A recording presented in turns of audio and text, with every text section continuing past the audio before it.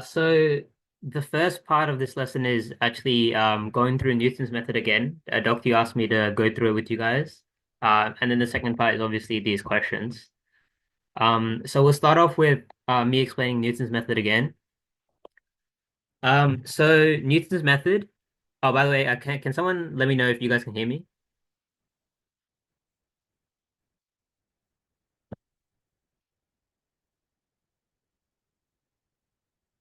Yep. All right. Okay. So Newton's method is a way to find a solution to an equation using approximation. So as you can see right here, I've drawn a graph y equals f of x, and um, we want to try and approximate this x-intercept solution right here. Now, we may not know what the exact value is, but we may know a value that is sort of close to it. Let's take that value as x0 right here. Now we can see that x0 is quite a bit away, but it is a point that's a short distance away from the x-intercept. And the point at which it's x0 on the graph of y equals f of x, the y-coordinate is f of x0. So now we want to try and approximate the actual x-intercept using this initial value.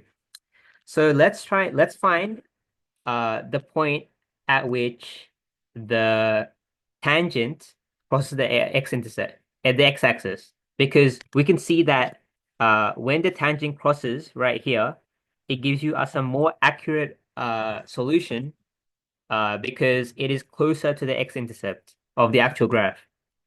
So the y tangent here, right, is you can use these values, and the gradient at this point is f dash x0. So using the gradient and point formula for a line, we can do y minus f of x0 is equal to the gradient, which is f dash x0, x minus x0. Now this is just the y minus y1 equals mx minus x1 formula. So now that we have this is the equation of this tangent.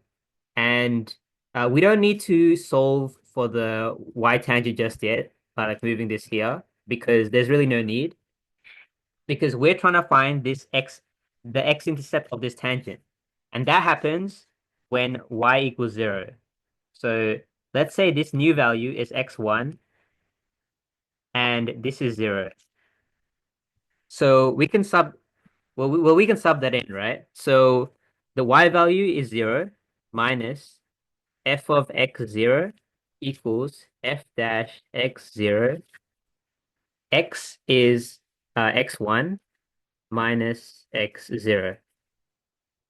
And we want to find x1, right? So we can solve for x1. So first of all, we need to divide both sides by the gradient. So it would be negative f of x0 over f dash of x0 is equal to x1 minus x0. And then x1 is now x0 minus f of x0 over f dash of x0. So now this point right here, that is the x-intercept.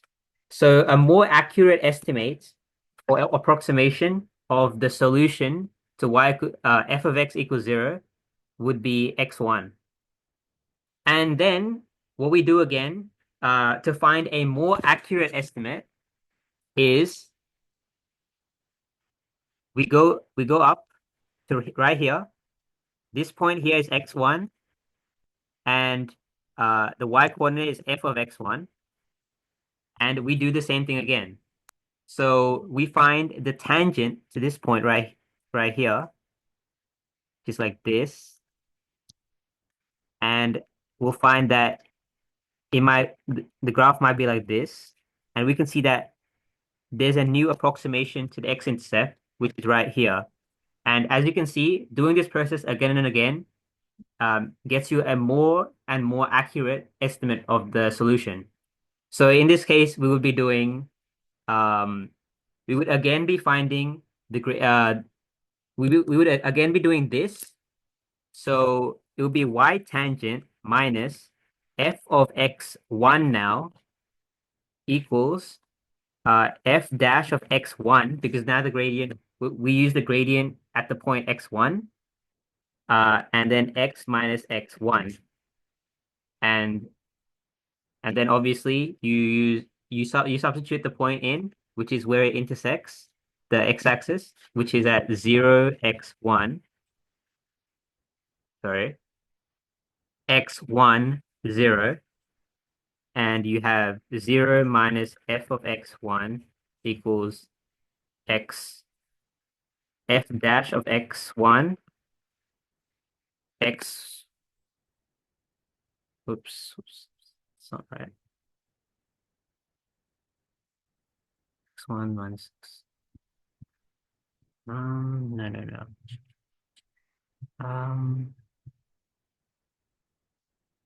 When is that?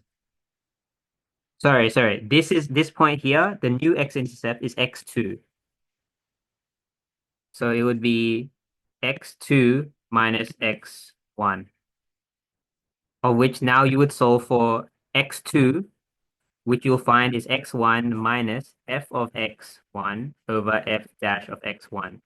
And as you can see, this is just a repeating process that we can then simplify to xn plus 1 is equal to xn minus f of xn over f dash of xn. So this is how we get that formula. And this is basically how the Newton's method works. That's about it, really. Does anyone have any questions so far on Newton's method?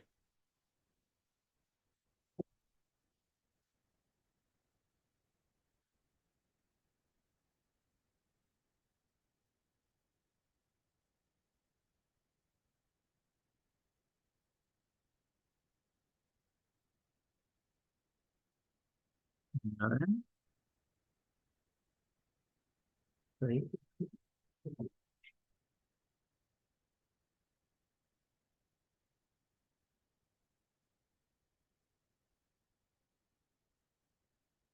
Okay.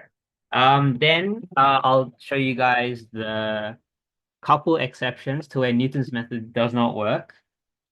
So when we have a graph like this, and let's have a function such as like this.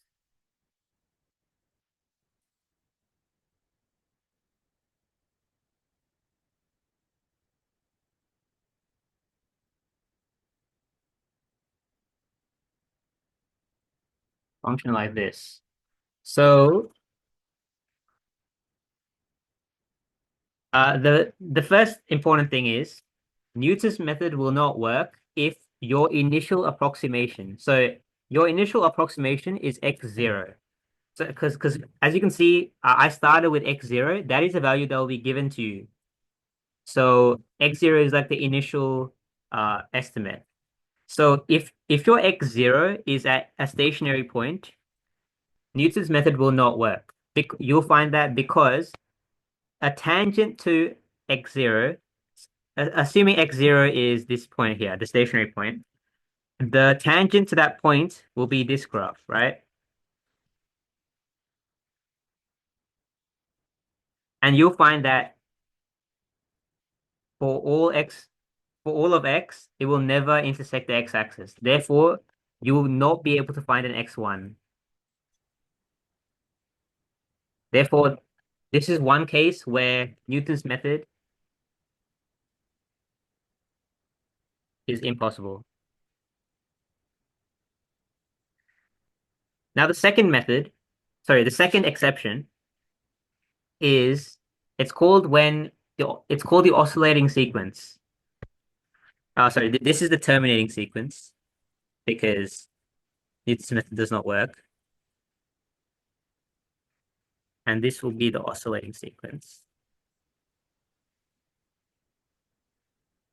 The other exception is when, with a similar graph, oh,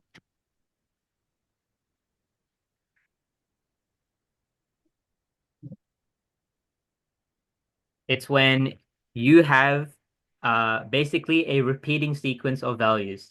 So let's go with this point right here as the initial value. So the intersect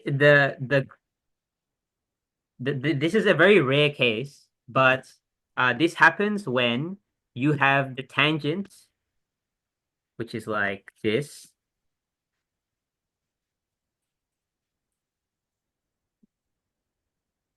intersecting at about here. So this would be x1.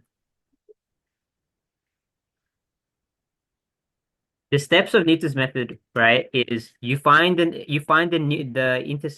x-intercept of the tangent graph, and then you use that graph on the y equals f of x graph to find a new tangent. And in this case, what happens is the tangent then intersects right here at the exact same spot as x0. So you can see my graph is a bit ugly, but what happens, right, is your x0 right here produces a tangent that intersects right here. And then when we use that x1 value over here, we produce a tangent that intersects again at x0. And then if we keep using Newton's method without thinking and stopping, we'll end up in a repeating loop where we're going from x0 to x1, then x1 to x0, and basically just waste our time. And so this is a case where Newton's method is also impossible. So these are the two cases. Does anyone have any other questions?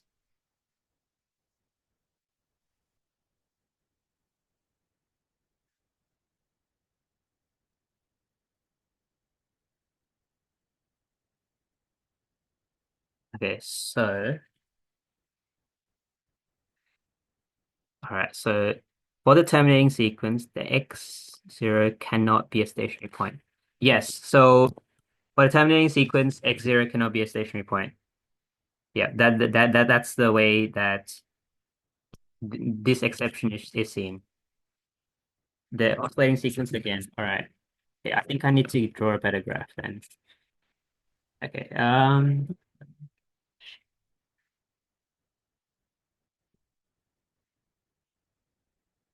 So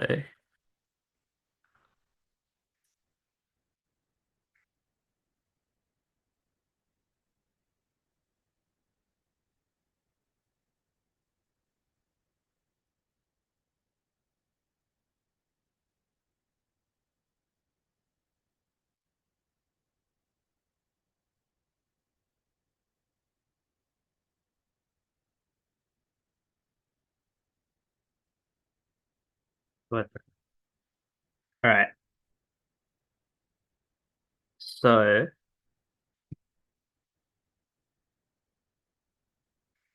okay, let's start with this point right here, x0.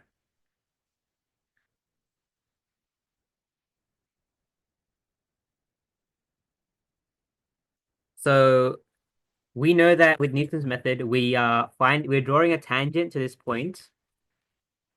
So it would be like this.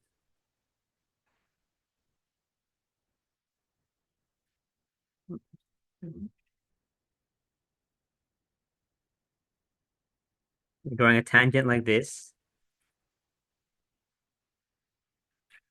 and we're finding this new point, x1, right? And then with the second step of Newton's method,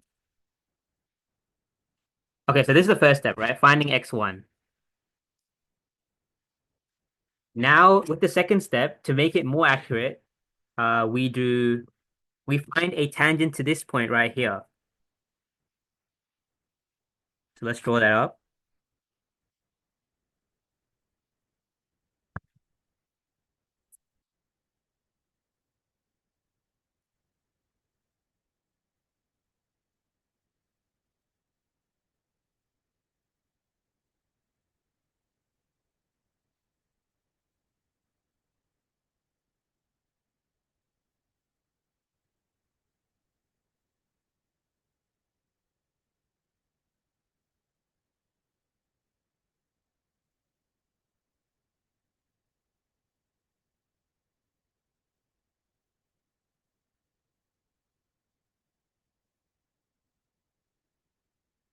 Right. So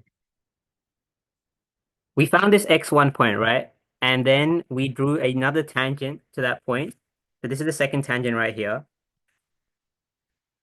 And the way Newton's method works is we find the new intercept, right? Right here. But what happens in this oscillating sequence is this new x-intercept, which is meant to be x2, just ends up being x0.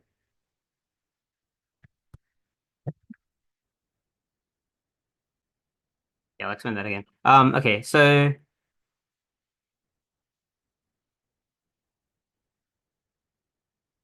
we start off with this point x0, right? Right here. And we use Newton's method. So we drew a tangent like this, and we found this point, which is more accurate. It's a more accurate solution, and we call that x1. Now we want to make it more accurate, so we try to find x2. So we go to x1 point on the line or on the function, which is right here, and we draw a tangent, which is this. And it intersects right here. So this is where x2 is. But by coincidence, x2 is equal to x0. So now we are left with we have x2, right? And when we're doing x3 equals, and now we want to find x3. But what we'll find is x3 is x0. So it's just the same tangent line, and we end up getting back to here, and we think this is x3. However, you can see that this is like an oscillating sequence, which is basically repeating because we are getting the same two values every time. Does that make sense? Can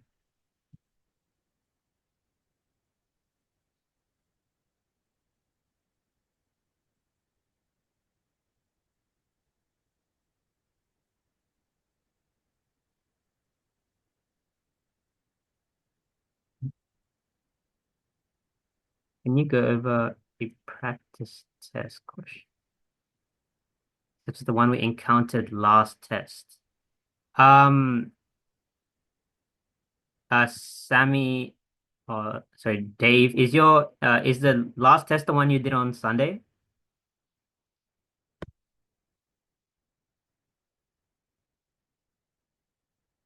I don't think I have access to that. Wait, is it one of these questions or is it something else?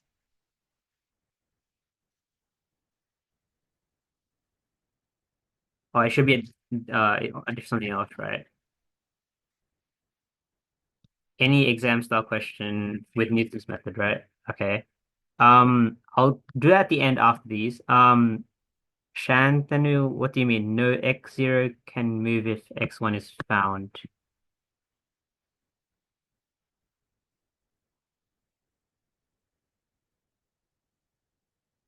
Is that a reply or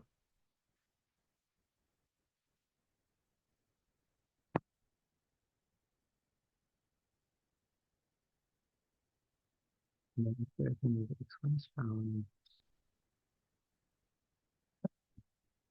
Shantanu, what do you mean by what you're saying? What you said before?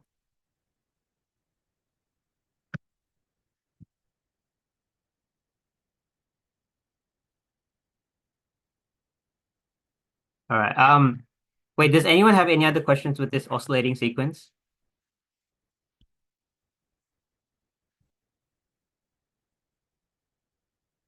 A basic recap is basically instead of when we're using Newton's method, we get closer and closer to this actual x-intercept every time we do another iteration of Newton's method. However, in this case, we end up just repeating the same numbers again and again.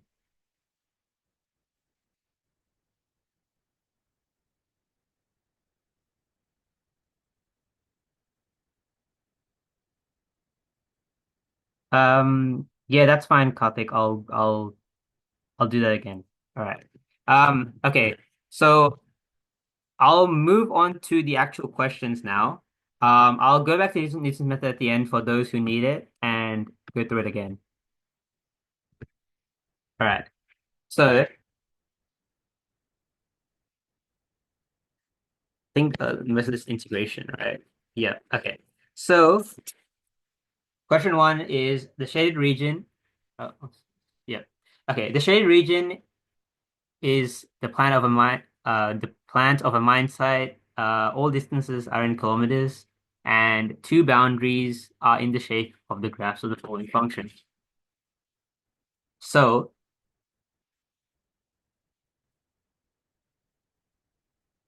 yeah. So the first question, right, is hence or otherwise find the area of the region bounded by the graph of G, the x-axis, the y-axis, and the line y equals -2. So y equals -2, right, is right here. X and y-axis is right here, and g of x is here. So we want to find this area right here. Now,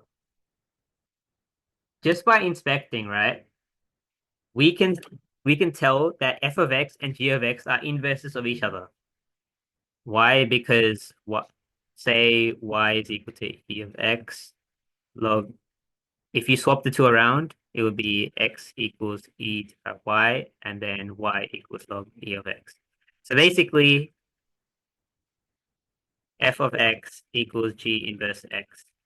So what that means is, one, it's symmetrical across y equals x, and two, this area we want to find right here is the same as if we were to draw x equals -2 right here and found this area right here. So how do we find this area? It would be the integral of f of x from -2 to 0 dx. And what is that right here? And that is what's right there. So the area is just 1 minus 1 over e squared, kilometers squared. I think that makes sense. So now it's find the total area of the shaded region. So we can do the same thing again, right? So the total area is this, right? However, this is right here. So instead of finding this area and this area separately, we can just find this area. And the way to do that is just the integral from -2 to 1 f of x dx. That gives you e minus 1 over e squared, kilometers squared. Did you guys understand how to do that?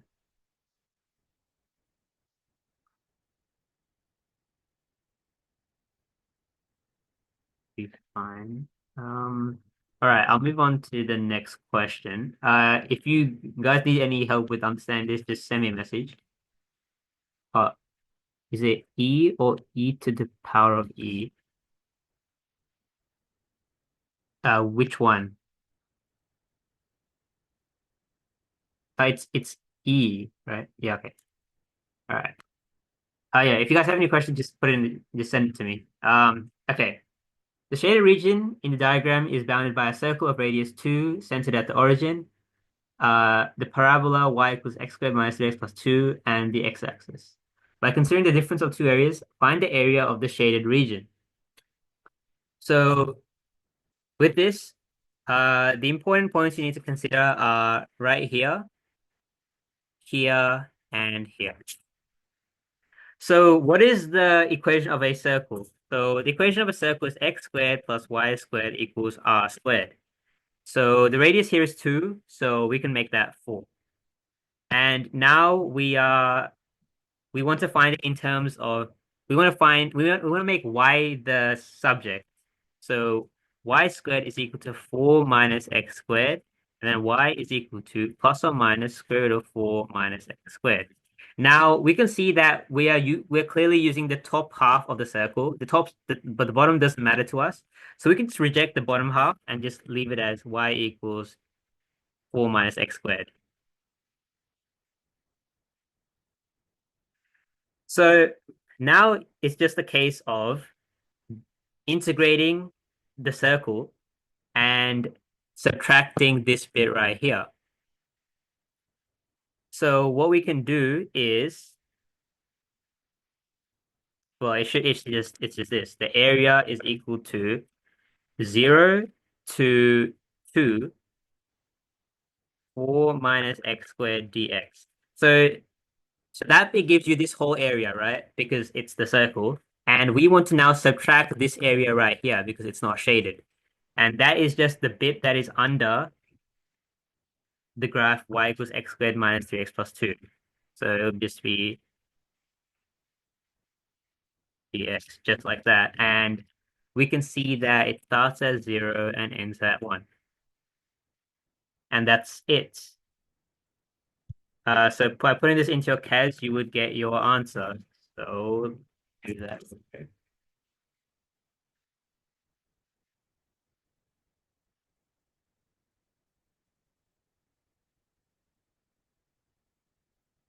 By the way, if you guys think I made any mistakes, just like let me know. Like I'm prone to making mistakes, so just message me if I've done anything that looks strange or unreasonable.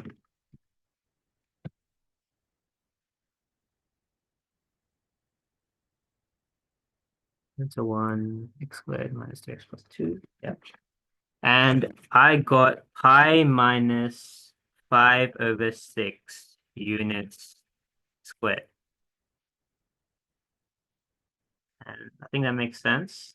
So if you guys got anything different, just let me know.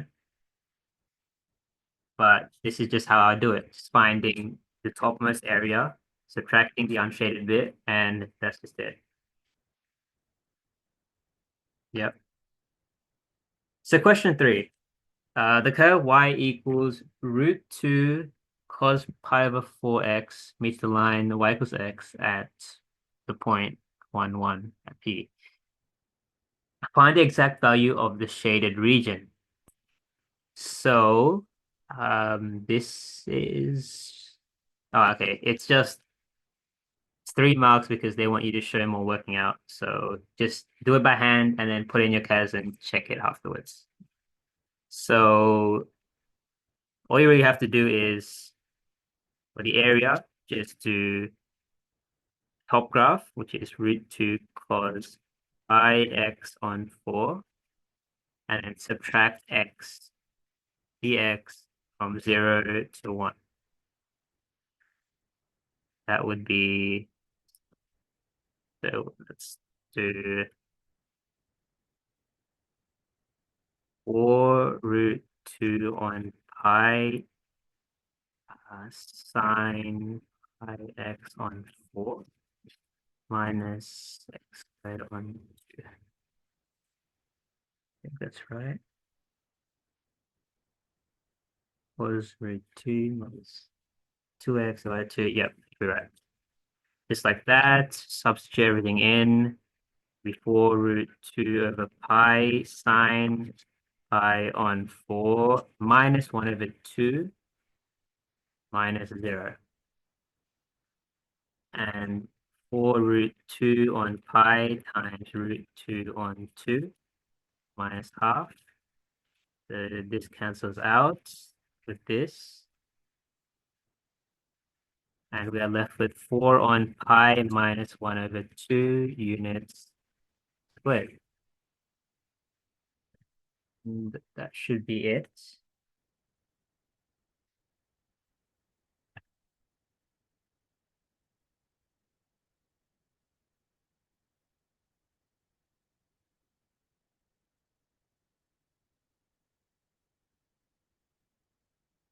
And that is what I got on the test. So I believe that's right. So yeah, this is just how you do it. You got the top graph, bottom graph, you just subtract it. And that's it. If you guys have any questions, again, just message me. So question 4 is second last question. Yeah, last one's a long one. All right. So the function e to the power of x divided by 2 and g of x, which is 2 log e of x. So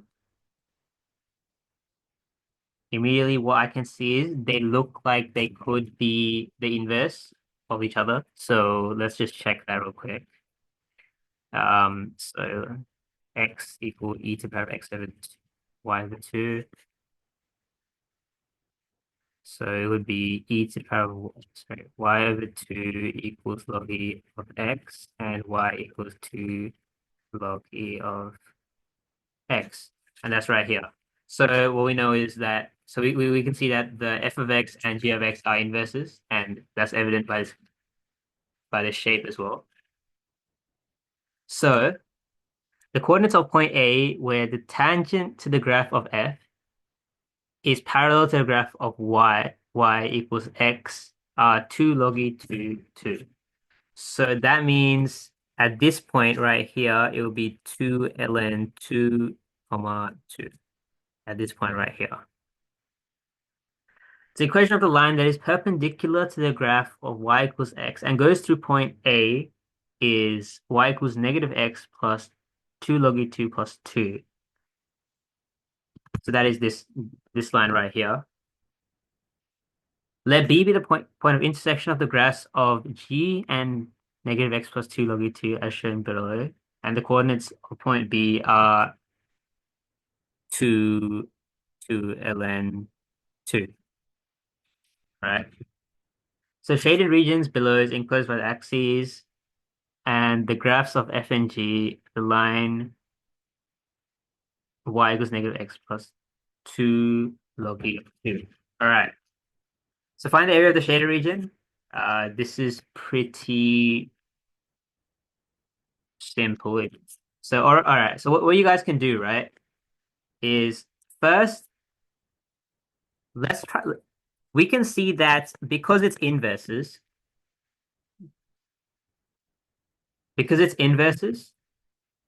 this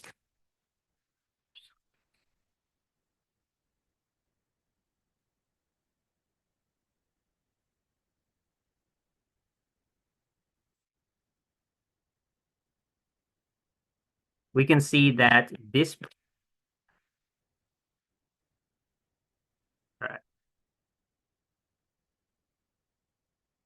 Okay. So because these are inverses, this side of the area is the same as this side of the area.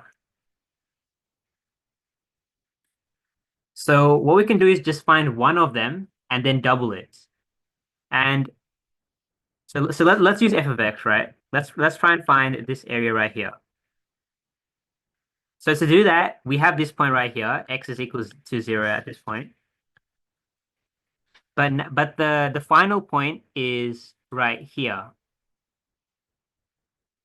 And a way we can do that is find the midpoint of A and B.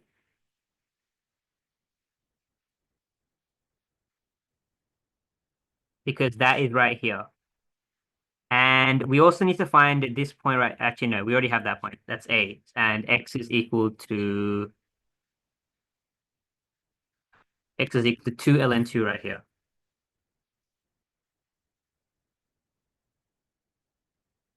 So the midpoint of A and B happens. So the x coordinate of B is 2. So the midpoint is 2 plus 2 ln 2 over 2, which is 1 plus ln 2. So the midpoint of A and B, the x value, sorry, the x value of the midpoint is 1 plus ln 2. So that's what we need to find the area. We can just do the area equals the integral from 0 to 2 ln 2 of f of x dx uh, plus the area of 2 ln from 2 ln 2 to the midpoint, which is 1 plus ln 2. And now we're using this function right here, y equals negative x plus 2 ln 2 plus 2, because that is what's the top function here. So it would be negative x plus 2 ln 2 plus 2 dx. And now what we need to remember is we're only looking for the top area right now, so we need to subtract y equals x. So we need to subtract x dx across the whole thing. So 1 plus ln 2. And this is then multiplied by 2 to give our area. So our area is then 2.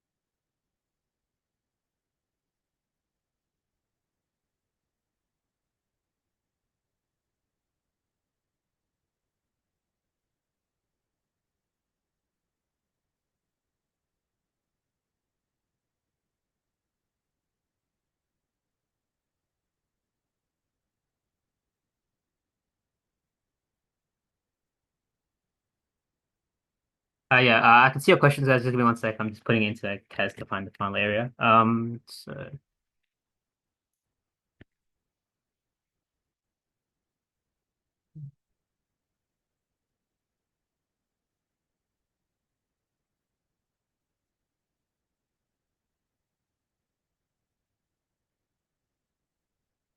So putting it into my CAS gave me 6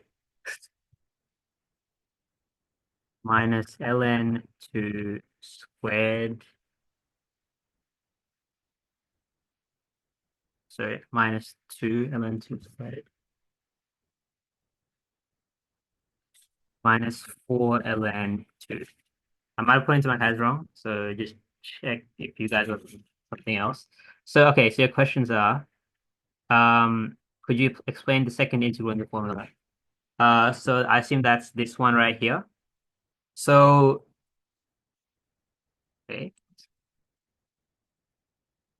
So what I've done, right, is to find this point right here, to find this uh, shaded area means top curve minus bottom curve right, integral, right? Shaded curve area means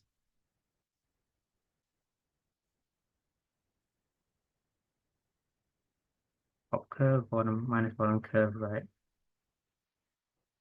Yeah. Shaded area is top curve minus bottom curve. Yeah, but what we're doing here is you can't just do the top curve here minus this bottom curve, because you'd need to do the top curve, and then you'd have to do this bit right here and then also subtract this bit right here. So I just found this area right here and then doubled it. So what I did in my explanation is the first part of the integral is just Uh, I did the integral from here to here, and then I found in my second one, I found the integral from here to here. And then what I oh sorry, not there. To here, right here, the midpoint. And then the final thing I did is I subtracted all of this out. So then I'm only left with this bit right here.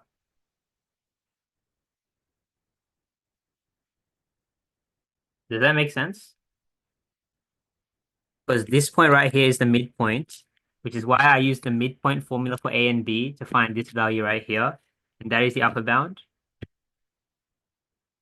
And this is the lower bound for that second integral. So yeah, that's how I got this. If you guys got something else with a different method, if you guys got this, you guys should get the same answer with a different method. If it looks different, just turn it into a decimal and see if you guys get something like 2.2665. Because it might be in like a equivalent form. What if you find the area of the big triangle and subtract the negative? So you mean find this triangle. That's pretty easy. And then that is also a viable method, because what you can do is, oh yeah, no, that is also an easy method. So what you can do is find the big triangle, which is, um, so it intersects right here and here. Uh, so this point here is 2 ln 2 plus 2. And this point right here is also 2 ln 2 plus 2. So the area of the big triangle would be half times base times height. The base and height are the same. So half of 2 ln 2 plus 2 squared. And then you need to subtract this bit twice because these two are the same, right? So it will be minus 2 of the integral from, let's do first here to here, which would be, so where does g of x intersect the x-axis? The graph of g of x is 2 ln 2, and that equals 0 when x is equal to 1. So this point is 1. So it would be minus from 1 to b, which is exponent 2. We'd be doing g of x. And then now we also need to subtract this bit right here, which is also is just a triangle. So I need to do that twice. So minus 2 times half times the base, which is this bit here is 2 ln 2. And the height is 2. So base, half times base times 2 ln 2. So it'll end up being like 4 ln 2. And this simplified should also be the same thing. F of x would be easier. It might be, let's see.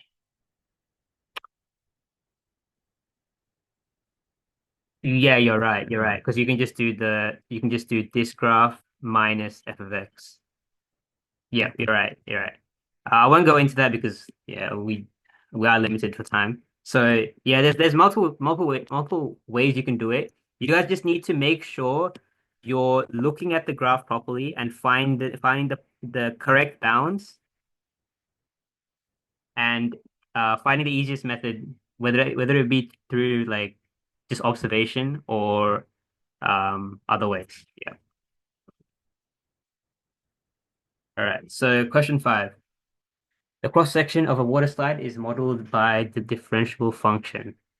So it's a piecewise function, and the graph is as follows. And yeah, explain why k is equal to 1681 over 80. So you are not required to show calculations. All right. Um, so let's see. K is right here.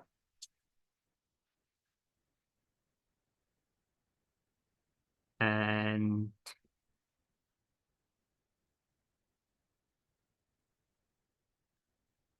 oh, an easy way I think you can do this is just that.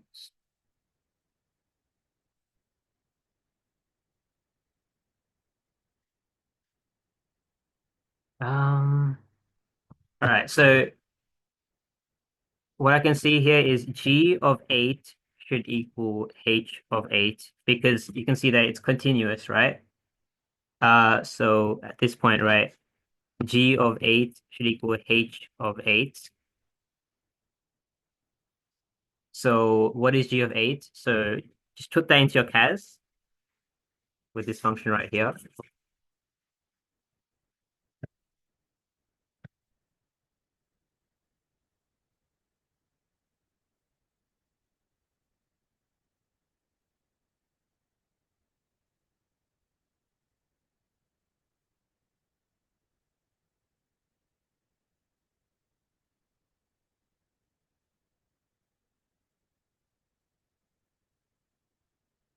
And that gives me G of 8 is equal to 125 on 16. So that means H of 8 should equal 125 on 16. And now we can just solve for it, right? Because 1 over 20 x squared, x is 8 here, 41 over 28 plus k should equal 125 on 16. And that is just how you solve a is equal to 1681 over 80. And it says you are not required to show calculations because I think you might be able to get away with just saying that G of 8 equals H of 8. Therefore, um, wait, it just means, no, sorry. It just means you don't have to do this. You can just write this and then write this and then write that. But, you can just write this anyway, just to make sure you get the marks.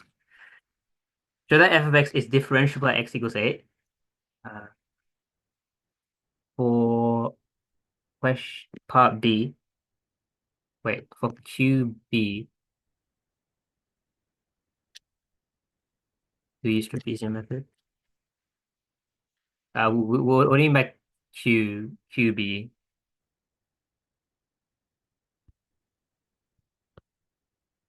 Oh, the paper we got on Sunday is different. Yeah, no, this is a different paper to the one you did on Sunday.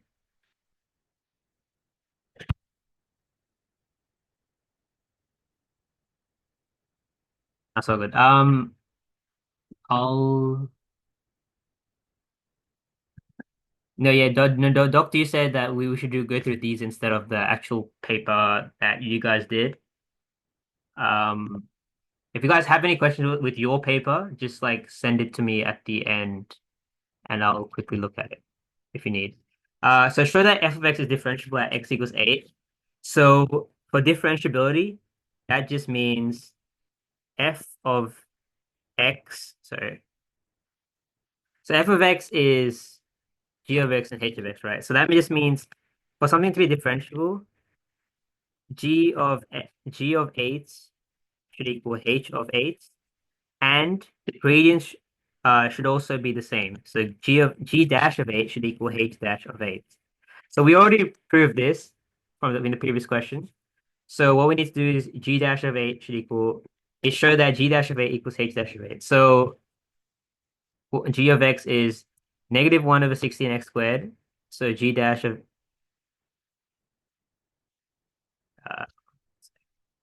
of x would be negative 1 x over 8. So g dash of x would be negative x over 8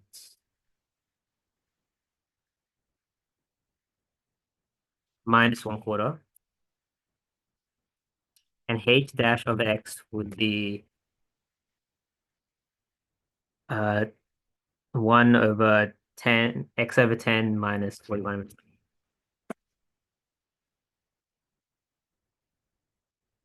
So then you do g dash of 8 is equal to negative 8 over 8 minus 1 over 4, which is negative 1 minus 1 over 4, which is negative 5 over 4. And h dash of 8 is equal to 8 over 10 minus 41 over 20, which is 16 minus 41 over 20, negative 25 over 20, which is negative 5 over 4. Therefore, g dash of 8 equals h dash of 8. Therefore, f of x is differentiable.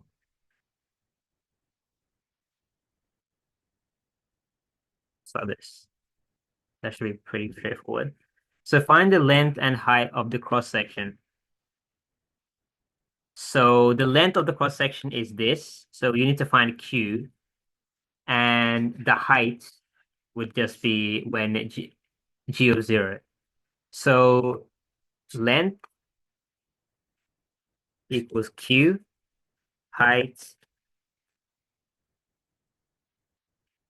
equals G,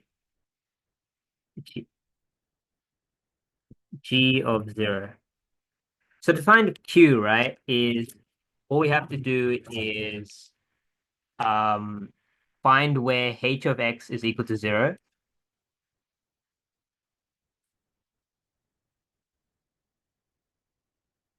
and then solve for x. And to find the height is obviously just substitute in 0 into g. So that would be 221 over 16.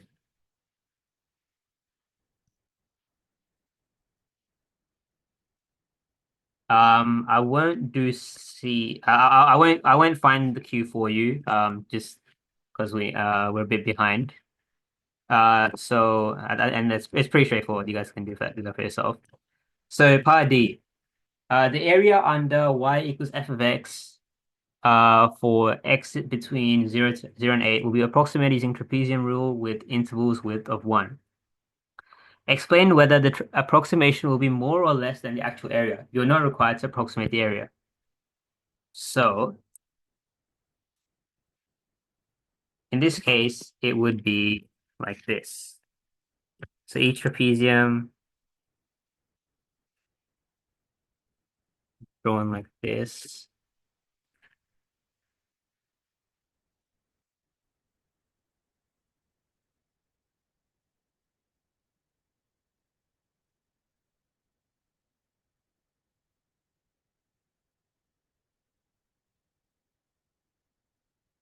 But a trend, you can see a trend, right? This is a horrible drawing, but you can see a trend that if you look carefully, you'll see that the lines are always underneath the actual graph. So basically, there is always like a little bit at the top that's being lost in this approximation. So explain whether the approximation will be more or less in the actual area. You can just say that um how would I explain this? So the approximation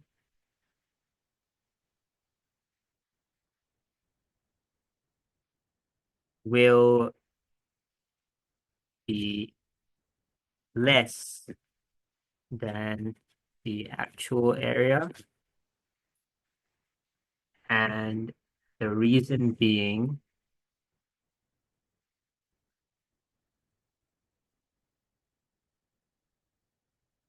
yes. The reason is that there's a tiny gap.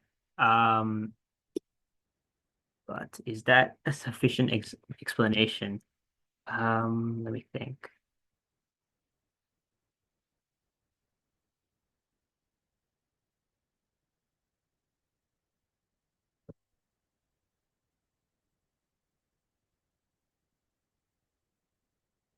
The reason is because it's concaving down, but that's specialist knowledge. I guess I think we can say here that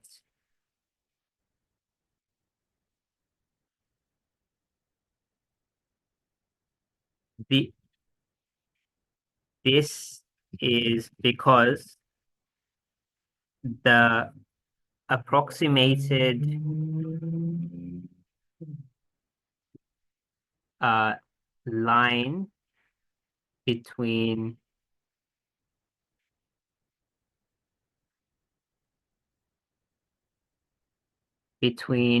the ends of the trapezium is below the um below the curve, thus le thus leading to an underestimate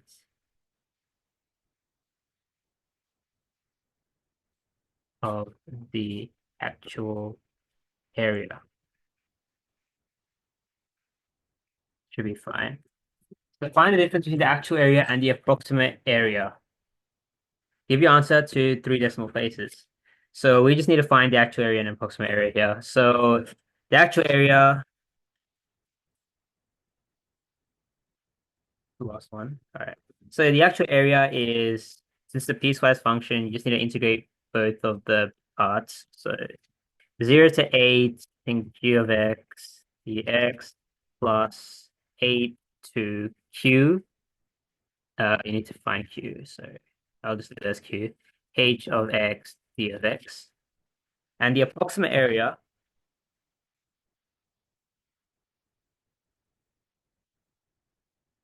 is so you guys should know that the quick way to do trapezium rule, so the area for trapezium rule is half times so it'll be the initial value, so f of x0 plus 2f of x1 plus 2f of x2, and this keeps going until you reach the second last value, which would be 2 times f of x n minus 1 plus the last value once, like this, and then times it by the height, or sorry, not the height, the width.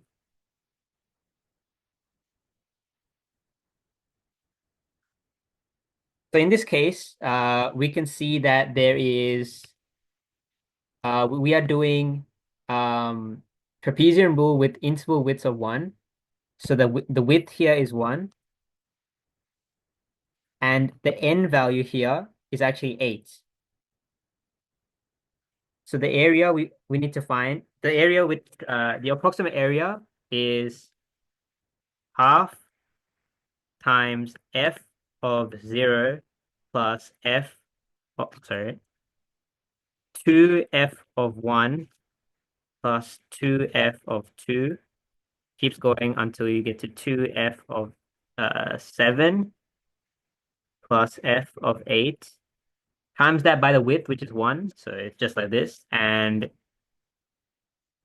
that's it. Oh, well, also, instead of f of x, it should be g of x, but it's the same thing, right?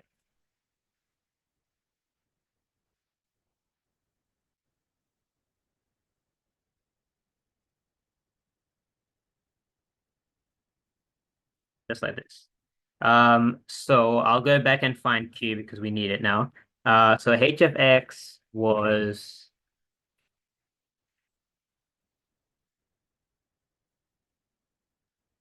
-1 of, sorry, no, it's just 1 over 20. 1 over 20 squared minus,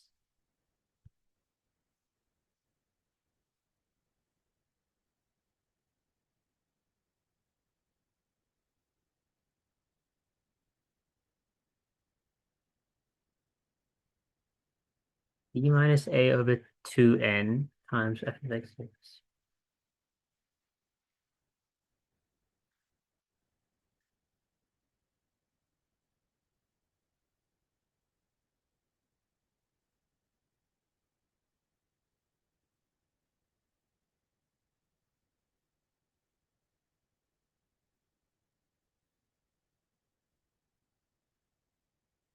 Wait, one sec. Um, Minus 41, 20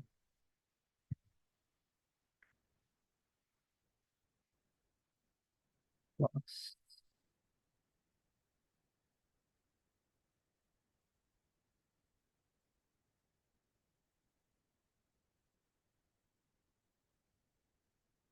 So Q is, I got 41 over 2.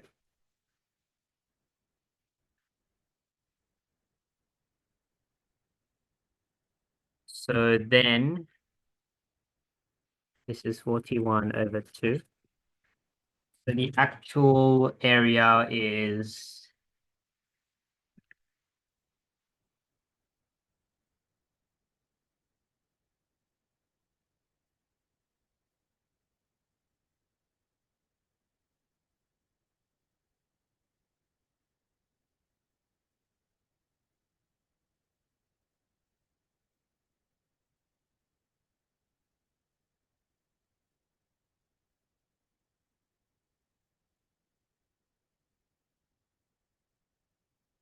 the actual area gave me an approximation around,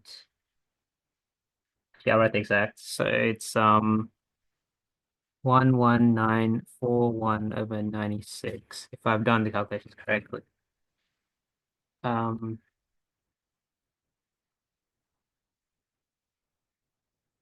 why did you add the integration of, for the actual value, not trapezium? Why did you add integration of h of x from 8 to 41 over 2? Oh, yeah, you're right. You're right. Sorry, sorry. Since it's just 0 to 8, right? So yeah, you don't need this. Yeah, my bad. So yeah, you only need this part right here because you're only approximating it from 0 to 8. Yeah, that's my bad. So that would just be 551 over 6 if I've done it correctly. And then the approximate area is,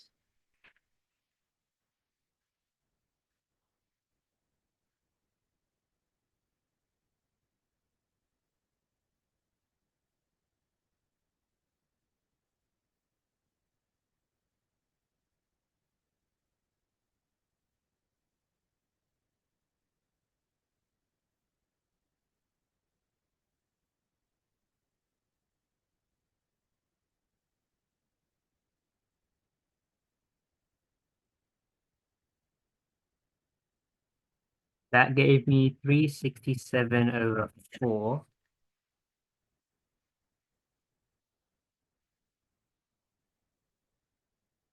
And now we need to find the difference between the actual area and the approximate area. So difference,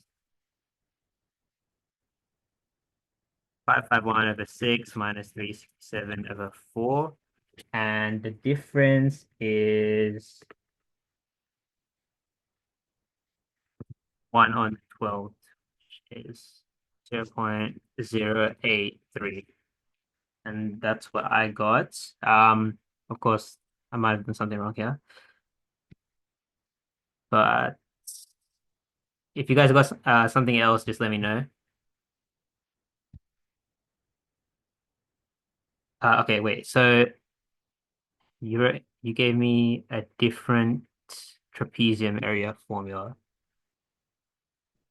You said B minus A.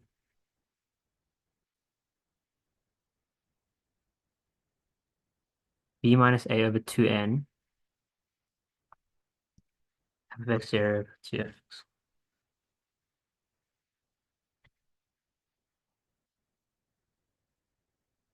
It might just be the same thing, just in a different way. So you said B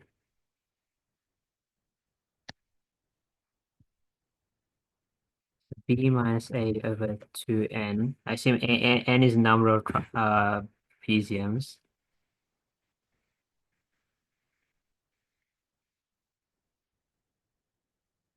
Um,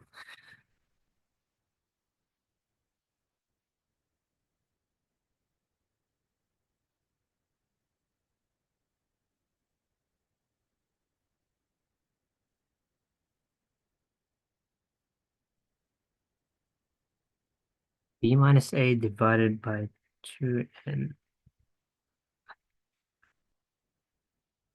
Let me search this up real quick.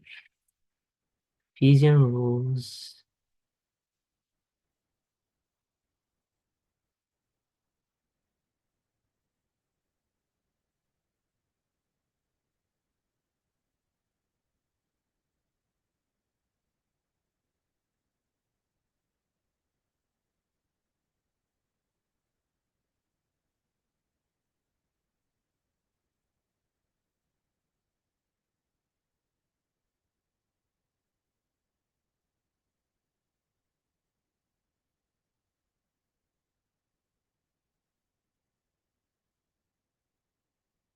Okay, okay. So, um, B minus A over 2N.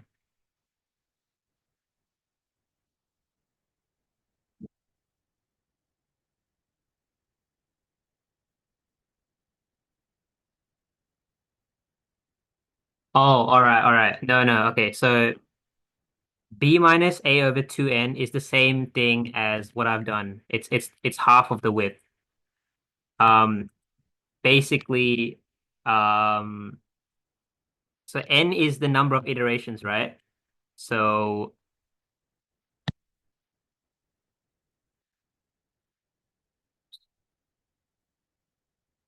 so basically width divided by, oh, why is that happening? Oops. The width over 2 is the same as B minus A over 2N,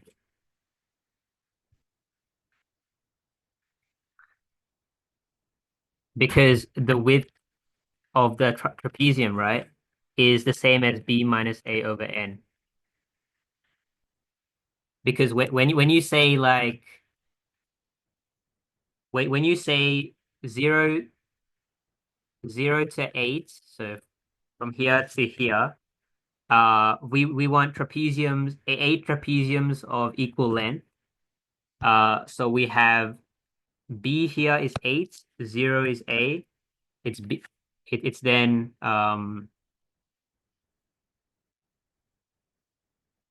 it's then 8 minus 0 over 8, because we want 8 trapeziums.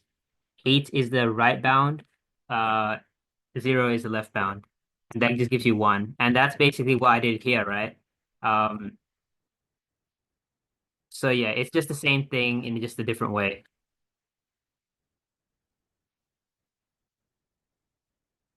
Does that make sense?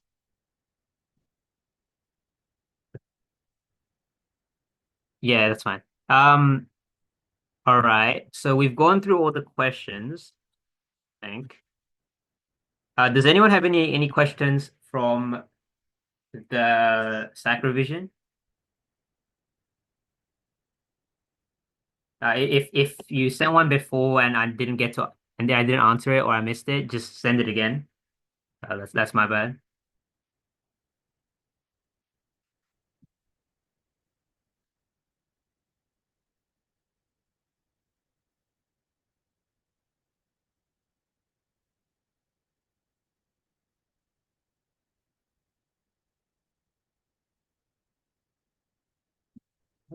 All right, then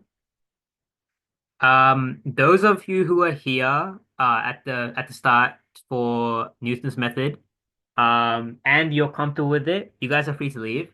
Otherwise, I'll be going through Newton's method for the rest of the class.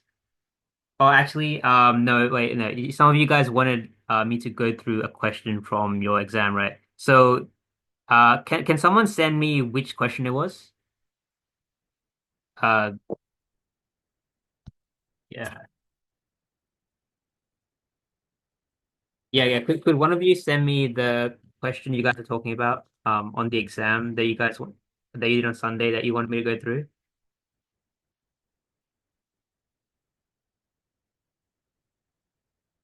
Or just like tell me which one it is. I'll just get it up on my screen.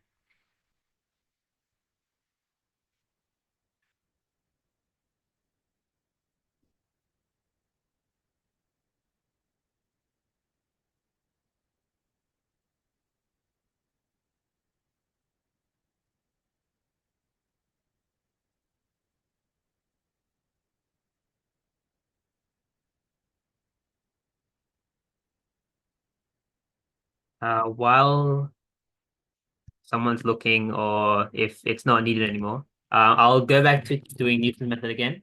Okay. Any exam style question regarding it would work. All right, so I'll just find a Newton's method question then, real quick.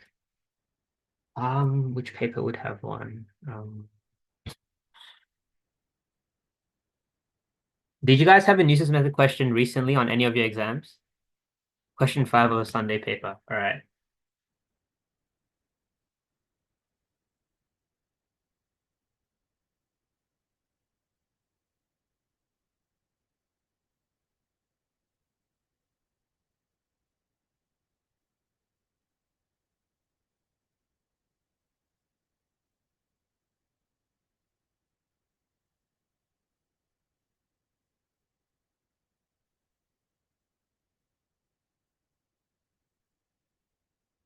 All right, I see this. I see it, yeah.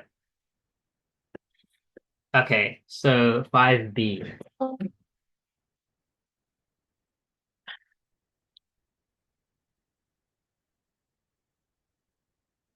Is Newton's method the only pseudocode in methods?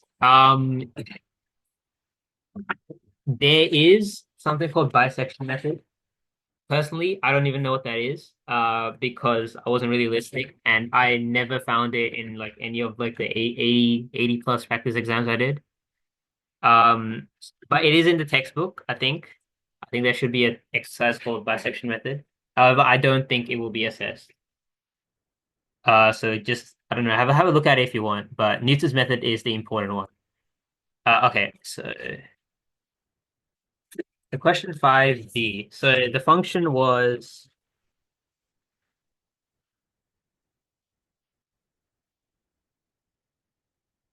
so it was let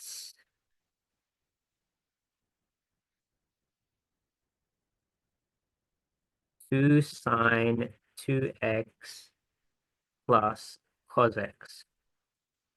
So part A was just find the derivative, which is 4 cos 2x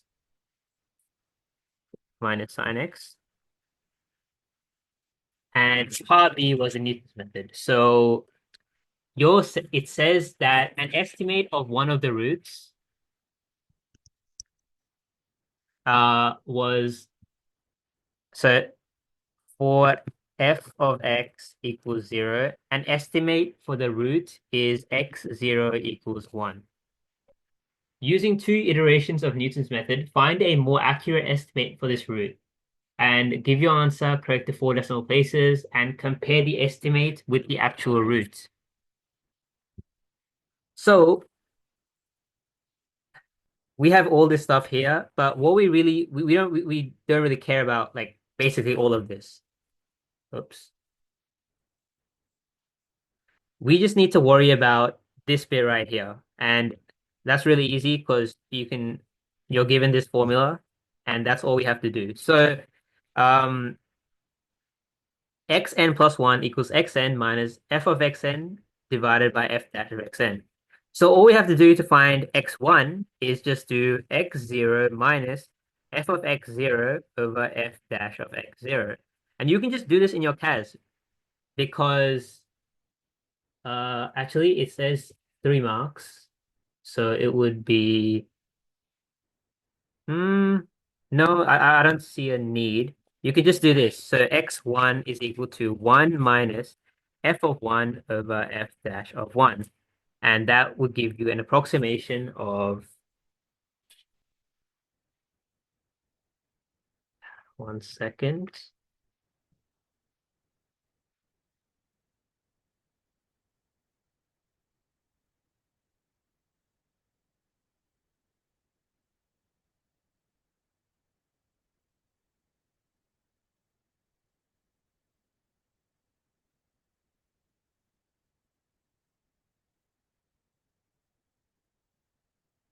And that will give you an estimation of 1.9, and it says give your answer correct to 4 decimal places. So we want our estimates in 4 decimal places as well. So 1.94127, and 4 decimal places would make this 3. So then we have x1. So that now we've used one iteration of Newton's method. So we want to find x2 now. X2 is now, we just do x1 minus f of x1 over f dash of x1. And what we do is we put this value in into this formula, and we end up with x2. So that will give you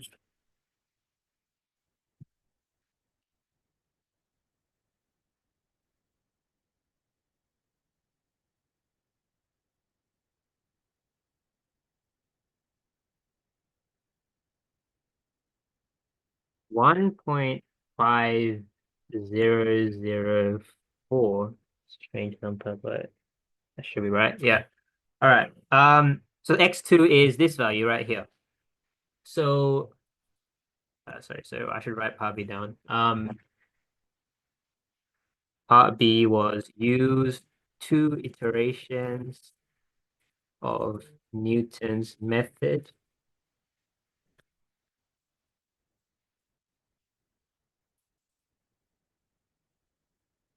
Give the answer and compare estimates with with the actual roots. So this is our final estimate, and the actual root is just, well, we want to find the actual root. So let f of x equals 0 and then solve it on your case. So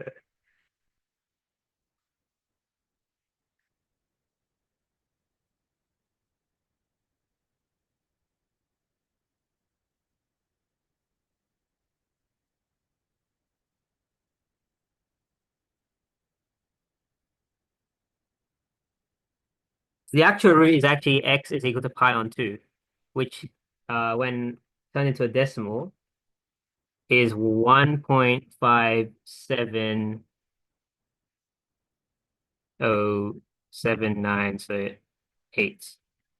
So we can see that so here's a question. It's just compare the estimate with the actual root. So we can say that um the actual root is the actual root is, I don't know, less than the estimate or something along the lines of that for that comparison. Yeah, that should be it, I think. Does that make sense? I believe that's all for Newton's method on question 5.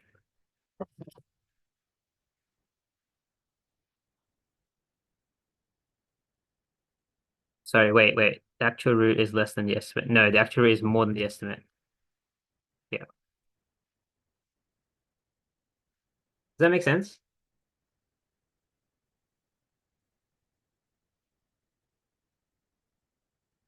Why did you do f of x equals 0 to compare with the actual roots?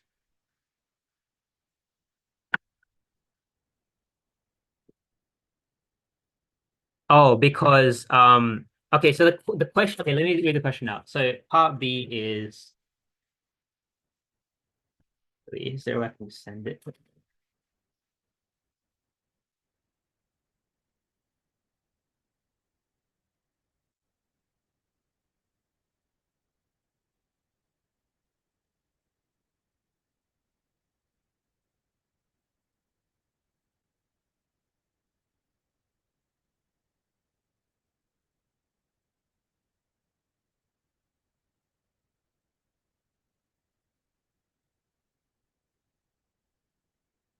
That work?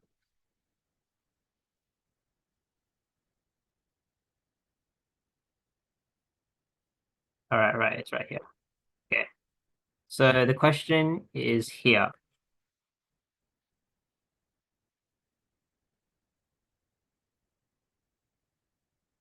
So an estimate of one of the roots of the equation of f of x equals 0 is that.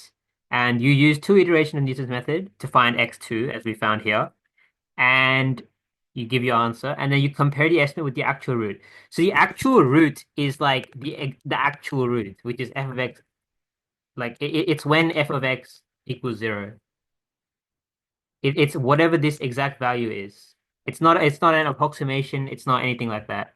So we need to put this into our CAS to find the actual root. And that will give you x is equal to pi on 2. Does that make sense? Yeah. So yeah, that's just it. So now we have x equals pi on 2, which is 1.578, and the actual root is more than the estimate. Um, yeah, that's just it. So that's how we did that question.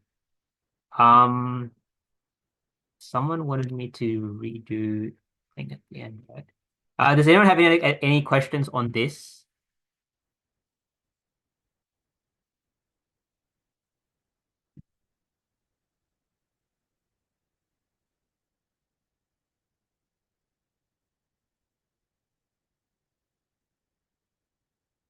Not, then you guys are free to leave if you have, unless you have any. 1 second. Is this class every Wednesday at 8:30 p.m. online? Yes, it is.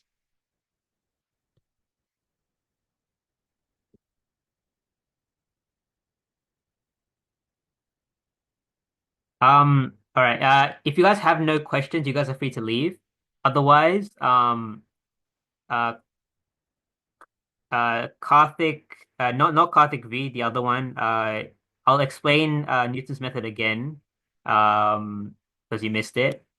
Unless you've picked it up now, just let me know because I can quickly go through it again now.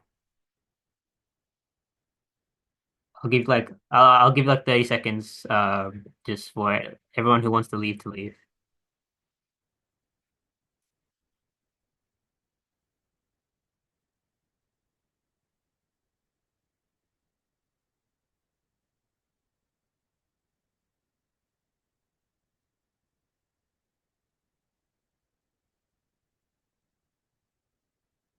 You understood it.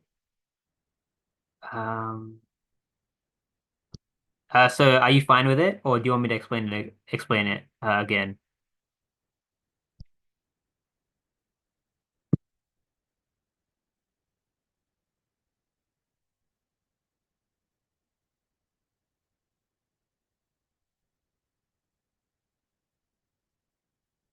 What's the formula for it again? So the formula is right here.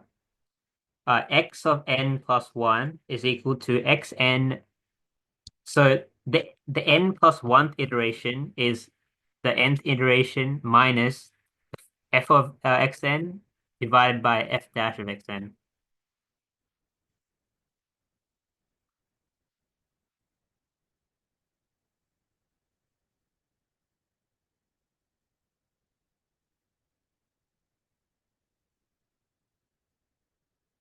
Does that make sense?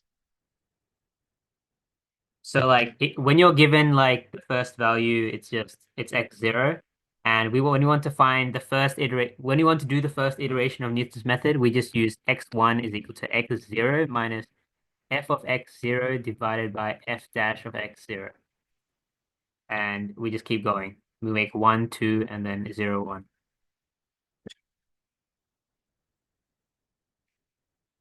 So the first iteration is not x0. No, it's not. So x0 is, you can see in this question, right? An estimate of one of the roots for the equation f of x equals 0 is x0 equals 1. You're all in a Newton's method, or in a Newton's method question, uh, in a Newton's method question, you will always be given x0 equals 1. Sorry, no, you will always be given the initial x0. because that's how you start the Newton's method. The first iteration uses x0.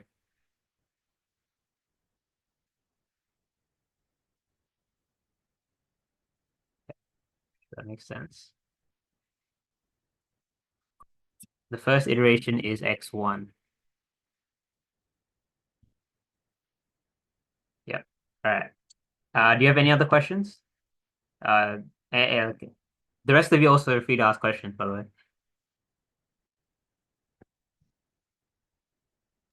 N is number of iterations, right? Yep. N is number of iterations. So if it's use two iterations, you end up getting your answer will be x2, your final answer.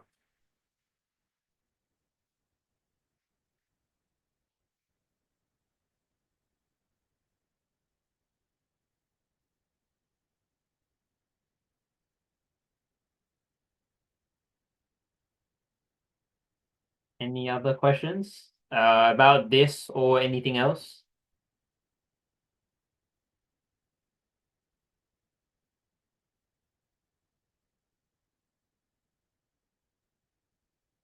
If not, you guys are free to leave. If you guys don't have any questions.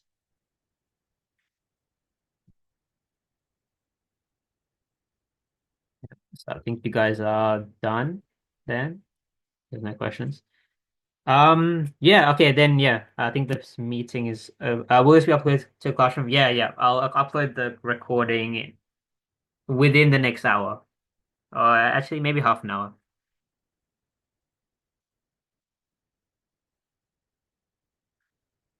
Yeah. So yep, the meeting's over. You guys are free to leave.